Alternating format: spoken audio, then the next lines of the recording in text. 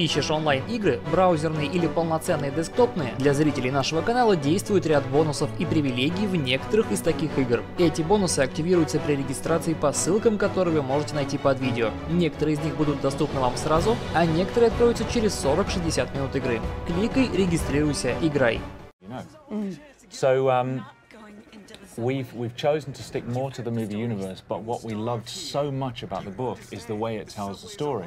You get a picture of this entire war, this period in history, through the eyes of many different people all around it. So we've gone for a similar thing with the game. I love that. Yeah. So we have in the release, the initial release, we have 3 episodes, and each episode deals with a different group of survivors. So there's 12 characters in total in the game.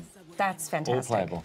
And we've got an episode in Moscow, Russia. We've got an episode in Jerusalem, Israel, and an episode in New York City. Oh, that makes me so excited. I have to explain. I'm so excited because these are very, very pivotal moments in the book that take place in the places you've mentioned. Yeah. So I'm really looking forward to seeing what you've set in those locations. Cool, good. Now this game is 4-player co-op. Yes. And anytime that something else has a byline that's similar to another game, it gets compared to it. So Left 4 Dead 2, or Left 4 Dead and Left 4 Dead 2, the series, is also 4-player co-op with zombies and that kind of stuff. Yeah. Tell us the difference that this game makes. You've mentioned the similarities, 4-player co-op and zombies. Yep. Beyond that, we've gone a very different direction.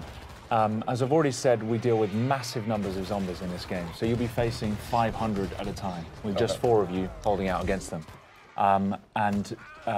It's third person as well. And it's more of there are strategic elements to it which are completely new to the zombie genre. So when you're facing these zombies, you're going to have the opportunity to build up defenses from scavenged defense kits that you find lying around. And you've got limited resources, so you can't just build whatever you want. Okay. So you've got to think on your feet, grab what you have, and then place it around the environment as best you can. And then grab heavy weapons and just face massive numbers as they come pouring in. Some environments are closed, and so you want to use them in a certain way. Other environments, there's a scene in Moscow, a huge frozen river right outside the Kremlin, completely undefendable, and you've got to do what you can to hold your ground. So what kinds of And weapons? no pills in our game. No pills? Yeah. How about puke? Yeah, no comment. There might be some puke. What kinds of weapons can we expect to be using in this game? We have really gone for it with the weapons. There's a huge number. You've got 3 classes of weapons. You've got your primary, your secondary, and your heavy. Primary weapons, we've got something for everybody. We've got assault rifles, we've got shotguns, we've got sawn-off shotguns, we've got crossbows with exploding tips, no less. And we've got SMGs, a variety of different of those weapons. Secondaries, we've got silenced pistols, sawn-off double-barrel shotguns, and then heavy, we've got rapid-fire combat shotguns, RPGs, heavy machine guns.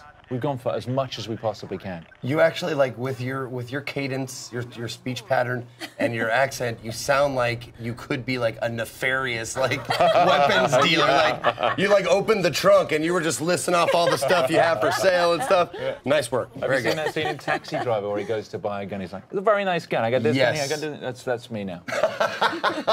Nice. All right. I'll be Travis Bick. Okay.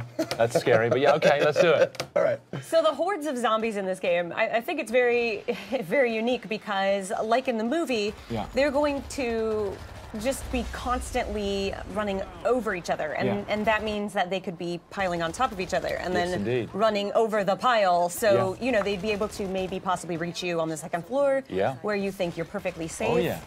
So I think that's a really interesting thing to bring to this genre, especially. I mean, we're pretty much getting used to fast zombies. You can see right there, they're actually pyramiding up now. Oh my God. And climbing the walls. To me, that is terrifying. If I was playing this game, I don't know. Well, it's great because the guys have put such an enormous amount of work into the physics system that governs those zombies and how they move. And so you're never safe anywhere. There's nowhere to hide. They will climb the walls, they'll climb over buildings. And actually, when we were designing the zombies, we put a lot of thought into the psychology of the zombie. Because, of course, they have no fear. They're not like another enemy where you can break their morale. They're not afraid of their own, they're not afraid of injuring themselves. So if they see you, they will throw themselves from the rooftops They will climb through burning cars. They'll do anything to get to you, and they won't stop. No, that's one of the awesome things that we're talking about before we got on stage here was the zombie AI and how they work and stuff like that. And I've always liked the idea better of an intelligent or a more like a hunter zombie. Also, can we call them Zeeks? We can call them Zeeks. By the way, zombies are sometimes called Zeeks in this game and in the books and the movies and stuff. So let's call them Zeeks from now on. You heard it here. Anyway, no, I love that the idea of hunting. Like they're trying to eat you for food or trying to procreate, which are like the two basis instincts of any living thing. There's no zombie procreation in our game, I'm afraid to say. Oh, really? Yeah, I'm afraid there's. Oh, that's what I meant. I didn't mean like making love. Okay. I meant like biting and turning. Transmission. Okay. That's what I meant. Okay, right. I see. Okay. Get your mind out of the gutter, man. Come on. Like, what can I do? Oh my goodness. No, do they? Because it looks like they flow like a ant hive. Yes. Or ant hive. Ant colony. Yeah, there you go. An ant colony, yeah. An ant hive, whatever. Yeah, sure. Let's make some metaphors. Sure. But yeah, it looks like they like work like that. Like they swarm. They're not just 500 kind of independent individuals. They respond as a swarm, and so they will move and flow, not just with. I mean, when they see you, they'll move towards you the best way they can. But if there's a wall in the way, they'll pyramid up and try and get over the top of each other and over the edge. But also, a lot of them, if you shoot them and they collapse in front of you, the ones behind will just trample over the top of them. Just to get to you. Exactly, just to get to you. And I can tell you, when you're standing there and the only thing you've got is you've run out of primary ammo and you've just got your silenced pistol and you've got 300 zombies coming towards you, it's pretty damn scary. Yeah. Well, that's going to be me, obviously, because I've never been very accurate. I've always been a spray and pray kind of guy. Yeah. But thankfully, you said there's a myriad of weapon choices, so yes. I can be the heavy guy. Yes, you can. Like, not just the heavy guy, but there's we've got character development, so you've got progression. And as you build up experience, you can develop your character. You specialize in a class. You have a skill tree. You've got weapon progression as well, so you're customizing your weapons and building up on that. So there's just so much room for growth in the game. Can you tell us more about the characters? Are these player created or are these specific characters that you've written? Yeah, so we've written these characters. We've put a lot of thought into their backstories. What I like so much about the book is there's a lot of normal people who survived in the war because of characteristics they already had. We've gone down the same route. So in the New York episode that we're demoing, you've got Arnetta Larkin, who she's a woman. She's doing cable rigging for a power company. And she's just trying to get home to her kids to see if they're still alive. We've got Tashawn Collins, who is a firefighter, was a firefighter. We've got This will be the plague with which the Lord shall strike all men.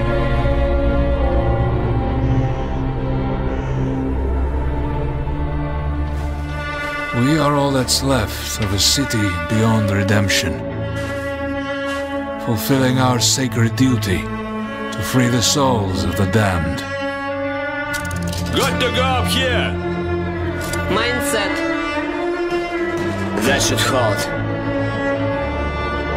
Father, forgive us. We shed this blood in the name of mercy.